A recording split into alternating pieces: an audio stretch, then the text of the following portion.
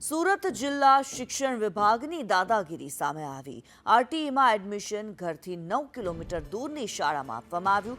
વાલીએ ફરિયાદ કરી તો ડીઈઓ દ્વારા ઉદ્ધતાઈ ભર્યું વર્તન કરવામાં આવ્યું હોવાનું સામે આવી રહ્યું છે।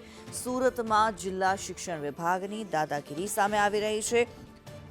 આરટીઈમાં એડમિશન ઘરથી 9 કિલોમીટર દૂરની શાળામાં આપવામાં આવ્યું હતું, ત્યારે ડીઈઓ દ્વારા ઉદ્ધતાઈ ભર્યું વર્તન પણ કરવામાં આવ્યું છે। ત્યારે વાલીને શાળામાં એડમિશન કેન્સલ કરી દેવાની સલાહ આપવામાં આવી। જે શાળામાં પ્રવેશ મળ્યો તે ધોરણ 5 સુધીની જ ચાલે છે।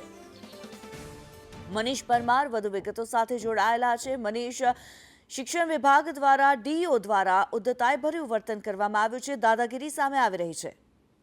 જી બિલકુલ, વાત કરીએ તો ગરીબ અને વંચિત બાળકો છે તેને આરટીઈ હેઠળ જે સરકાર દ્વારા એડમિશન આપવામાં આવે છે, શિક્ષાનો અધિકાર આપવામાં આવે છે, ત્યારે એક વાલીએ છે તે આરટીઈ હેઠળ જે ફોર્મ ભર્યું હતું, પરંતુ જે શાળા છે તે તેના ઘરથી 10 કિલોમીટર દૂર ફાળવવામાં આવી હતી, જેથી આ વાલીએ જે વાંધો ઉઠાવ્યો હતો અને ડીઓ કચેરી ગયા હતા। ડીઓને રજૂઆત કરી હતી કે જે સ્કૂલ છે તે તેના ઘર નજીક આપવામાં આવે, જેથી બાળકને સહેલાઈથી સ્કૂલે પહોંચી શકાય, પરંતુ જે ડીઓ કચેરીથી તેમને ઉદ્ધત જવાબ આપવામાં આવ્યો હતો કે તમે આરટીએ એડમિશન લીધું છે તો તમારે આ શાળામાં પ્રવેશ લેવો હોય તો લેવો, નહીં તો જે આરટીએ એડમિશન છે તે રદ કરાવી દો। આ પ્રકારની ઉદ્ધત વર્તન કરવામાં આવ્યું હતું। શાળા પણ જે કહેવાય કે પાંડેસરા વિસ્તારમાં આવેલી છે અને ત્યાં આગળ માત્ર ધોરણ 5 સુધી શાળા ચાલતી હોય છે, એટલે અવારનવાર સુરત શિક્ષણ વિભાગ વિવાદમાં આવતું હોય છે। ત્યારે ફરી એકવાર આ જે શિક્ષણ વિભાગ છે તે વિવાદમાં આવ્યું છે અને આરટીઈ હેઠળ જે બાળકોએ પ્રવેશ લીધો હતો તેના વાલીઓ સાથે જે કહેવાય કે ઉદ્ધતરું વર્તન કરતા અનેક સવાલો ઉઠી રહ્યા છે।